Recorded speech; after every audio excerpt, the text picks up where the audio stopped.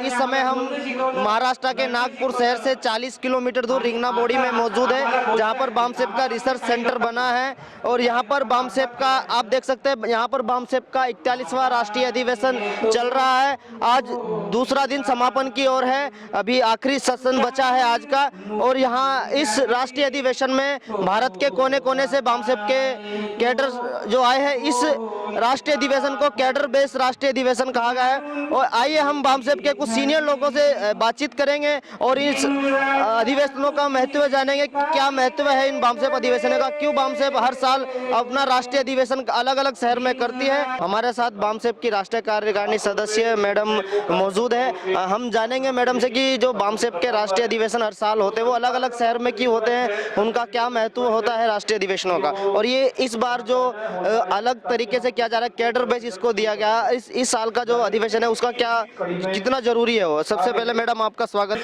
धन्यवाद।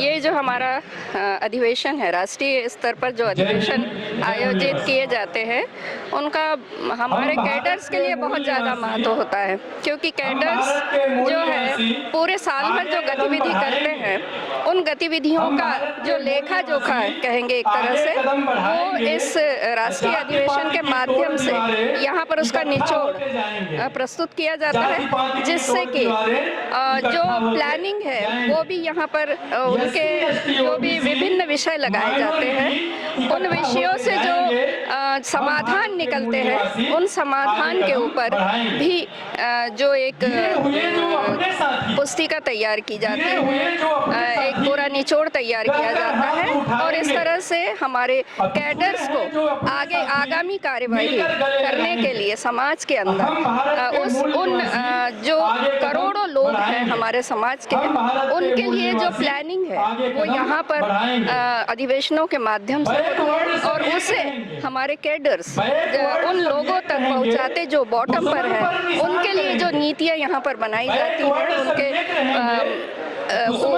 फायदे के लिए या उनके लाभ के लिए जो भी नीतियाँ बनती है उन्हें हमारे कैडर्स, बामसेप के जो कैडर्स हैं वो लोगों तक नीचे बॉटम स्तर तक लेकर जाते हैं। तो ये अधिवेशन हमारे लिए बहुत, हमारे कैडर्स के लिए बहुत महत्वपूर्ण है, क्योंकि ये जो है ये हमारा जो एक लक्ष्य है समाज परिवर्तन का, तो हमें जब ये लक्ष्य लेकर चल रहे हैं तो इस लक्ष्य को हासिल करने के लिए हमें ज़्यादा से ज़्यादा लोगों की ज़रूरत है। हमें जो है टाइम, टैलेंट और ट्रेजरी, ये तीन चीज़ें जो है इसकी आवश्यकता है। मानव संसाधन की आवश्यकता है, आर्थिक संसाधन की ज़रूरत है।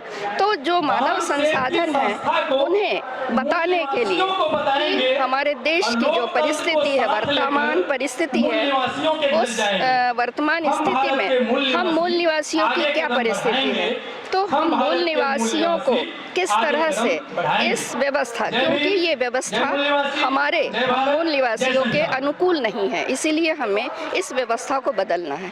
तो ये व्यवस्था परिवर्तन का जो ये बीड़ा है ये हमारे कैडर्स ने उठाया हुआ है। तो यहाँ से वो सारी चीज़ें ले करके, वो सारा निचोड़ ले करके वो फील्ड में जाता है और फील्ड में जा करके जो है वो फील्ड में लोगों को इन चीज़ों से, इन बातों से अवगत कराता है। तब वो एक साधारण व्यक्ति उन चीज़ों को समझता है और समझ करके हमारे इस संगठन से जुड़ता है। मैडम एक छोटा सा सवाल है हमारा, बामसेप हर साल ओपनली राष्ट्रीय अधिवेशन करते थे, उसमें सभी मूल निवासी लोग भाग ले सकते थे, जो चाहे वो बामसेप का नया सदस्य बना हो, चाहे वो कैडर हो, चाहे वो जागरूक लोग हो। लेकिन इस बार बामसेप ने जो कैडर बेस्ड अधिवेशन का टाइटल रखा है, इसमें इसके बारे में थोड़ा बताइए।